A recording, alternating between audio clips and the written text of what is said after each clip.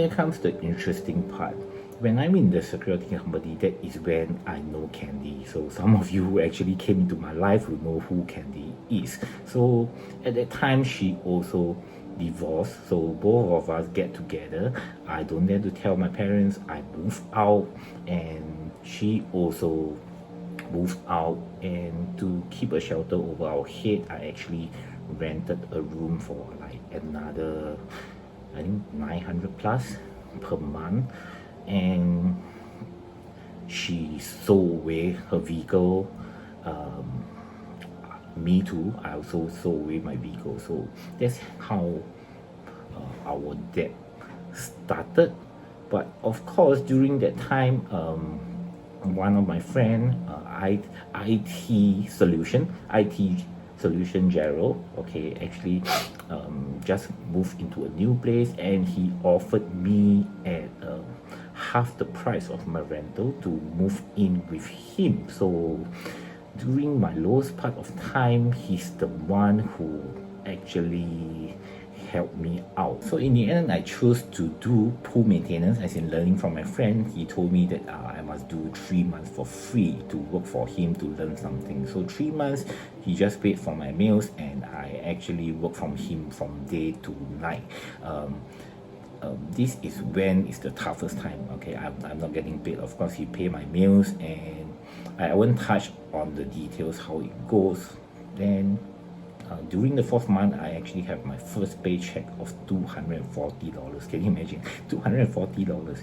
But I don't know whether is it happy or sad. And this is the time where Candy, okay, some of you recognize her as Coach Candy, some of you will call her Auntie Candy for those younger ones. She was working part-time at one of the food court, serving those Korean food. So every lunch and dinner, I will go there for free food, okay, and dinner. Then other than that, I will just do my pool maintenance, okay. At night, I will go over and I will help her to wash the store, okay. That's my everyday life when I'm doing the pool maintenance part, right? It's still later. I can't, because that so-called friend play me out. He stopped paying me, and he says that because the main con don't pay him. That is when I started to say that I can't do this anymore, else my debt will go higher and higher. And this is the time it already reached 180,000. Okay, I was thinking of just dying, or I go somewhere to do something illegal. Really, that is just what I was thinking at that time. So I will touch on the next part, how I actually overcome it. So for those who are feeling very down, you own money and so on, don't be sad. It's never too late, okay. So after I left the security company, Candy left about a month later, and in the end, both of us are actually jobless. Of course, she gave the idea of me starting up a interior design company, but I do not dare to take the risk, because it's even if you take up a project, you might receive the payments later. So one of my friend, Kevin, he's a interior designer and he's the business owner, so he actually offered me a job. But I tried it out, and I guess because being too long in the army, I have lost touch with AutoCAD, 3D Studio Max. So I didn't want to hold him back, or just because that he's helping me as a friend, I don't want to slow down his pace. And I saw a friend who started pool maintenance doing pretty well, so I asked him whether can he teach me. So in the next chapter, I will touch on to how I entered pool maintenance. this is a time where shit turns real. So 180,000 of that is actually I need to pay a minimum sum of 6,000 per month. That's the reason why I can't think every day. I ask myself, can I find any work that can help me to just pay this 180,000 without the additional thing of maintenance and stuff like that. Okay, just to pay is really 6,000. That is when I know that I can never be an employee anymore, right? So some people think, oh, it's great, you start a business and so on, right? My inside my heart is like, I don't have a choice. If I have, I would still prefer to work, because it's not that easy as you think. Like I know now online everybody say go and start a business, okay. Starting to register a company is easy, right? You just go into Accra and you start registering and stuff like that, right? It's all in the mind. It's really not that simple. It's super stressful. And I started going to hotel and ask for contract. So can you imagine, I don't know anything, I just step into the hotel, I say I want your contract. Then they will ask you like, who are you, right? Why must I give my contract to you? And during the interview, it's like, if you ask me about Accra, I don't even know what is that. You ask me about BizFile, I also don't know what is that. So the only thing that I can guarantee is, whatever I promise you, I will do it, because I will be the person who is here doing your contract. So they give me a 3 months trial, and basically I was sleeping inside the van with Candy. Okay, we work about 22 hours a day because we scared to lose the contract, right? So it's 22 hours a day, and we do it for like about 2 years. Okay, I only slept 2 hours a day. So next part I will touch on how I survived through it. During these 2 years, we worked really hard and we learned a lot. So number one thing that I learned is, people say that when you're poor, your friends will leave you. So yeah, it's true. Okay, you will only have, I think I less than 5 friends, in fact. Okay, likewise to her, we don't have much friends because we are super busy. We will print pamphlets and we go to landed houses and drop all our pamphlets.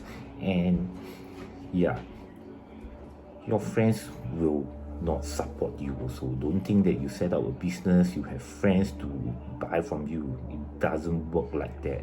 Okay, some of you who are in the business, you will understand. You try to set up a Facebook page and you ask your friends to like and share, and you will know who your real friends are. So the second thing that I learned is, we are always taught to set a target for ourselves. And in fact, that is true, but setting a target without any timeline or realistic timeline, right? You can just throw away target. It's always going to be a dream. It will never come true. So remember, if you want to set a target, it must come with a realistic timeline. So throughout these 2 years, in fact, we are not living very well. Every day we are just having fish soup with rice. It's like lunch and dinner every day. It's the same. We will find the cheapest food that we will share, and so, but I'm not earning a lot, because whatever we earn is just to pay all the bills, right? That's how I started off to clear the debt. So if you have followed my story part 15. So for the 2 years, life is rather mundane. We don't get to travel overseas and no enjoyment at all. But this time, the funny thing is, Candy has a brother working in Indonesia, and something like he's facing some problems. And actually, Candy offered her brother, tell her to come back to Singapore, right? See what we can do. So when when Andy came back, um, her sister, as in Candy's intention is to ask him to learn from me how I pull through this tough period. But honestly, I'm like, you ask him to come back and help me. I'm just like, now I'm not enjoying, but at least I'm able to pay my bills on time every month. So that is when I actually decided to I'm okay, let's gamble one more time. Okay, I'm willing to take the risk. So this is what I offered Andy. I say, if you want to be my employee, I will only give you a fixed pay and that's all, right? But if you decide to join me as a partner, this is when I will share everything with you, but you will start from zero. You have to think about it, right? The only thing that I can assure you is that I have the fire now, and if you choose to come on board together, let's fight the battle together. So with Andy joining the team, as in, I hope I would say it's a team join me, I teach him everything that I know. So I actually need to spend a lot of effort teaching him, because his highest education is only PSLE, right? So I have to teach him everything I know. But however, he has this very hard working attitude. But the bad thing is that I actually suffered a huge pay cut, right? Because I promised when you join me, I will just share everything with you. So I even pass him my van, and I have to look for another alternative of transport. So that's when I bought a motorbike. But because of the huge pay cut, and now I have bills problem again. But of course, I will always need to consider, because that he has a family to feed too. And that is when I decided, say, I need to look for another thing to do to help myself. So I chanced upon a chance where I can coach swimming. So I told my this friend that I wanted to teach swimming. So he said, okay, you can. I just put you as a relief coach, and I will pay you $10 per lesson. So I'm like, seriously, $10 a lesson and relief, which means that it's only when the coach is sick, then I will be activated. Maybe it's like half an hour or the most 1 hour in advance, right? And I have to rush down to start the lesson. And yeah, getting 10 hours a lesson. That is when some of you actually came in. Yeah, I saw you in Republic Poly before, you coached me before. Yeah, that's how I started. So this time round, when I started coaching back at Republic Poly, I faced the same issues. No one actually teach me how to coach. It's really different when you know how to swim compared to whether you know how to coach.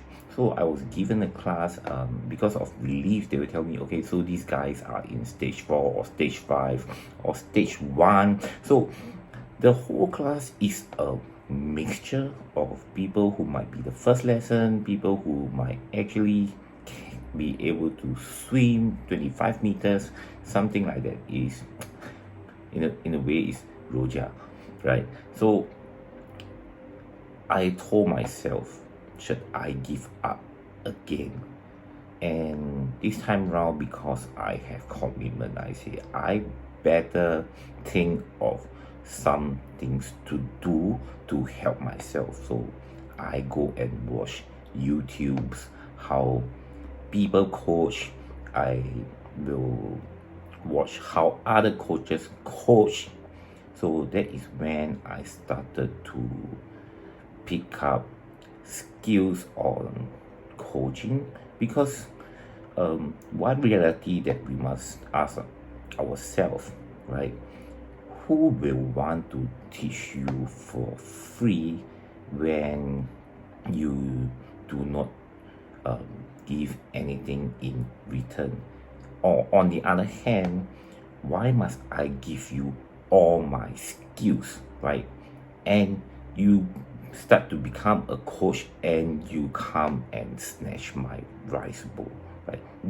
This is reality, right? So this is something for you to ponder about, as in sometimes you feel that why people want to teach me and so on, especially if you are running your own business, as in they know that you are going to become a coach or anything else, okay, anything else in the industry. Why should they teach you, right? What will they gain in return? So that is on people's mind. So I was coaching for about like 2 months.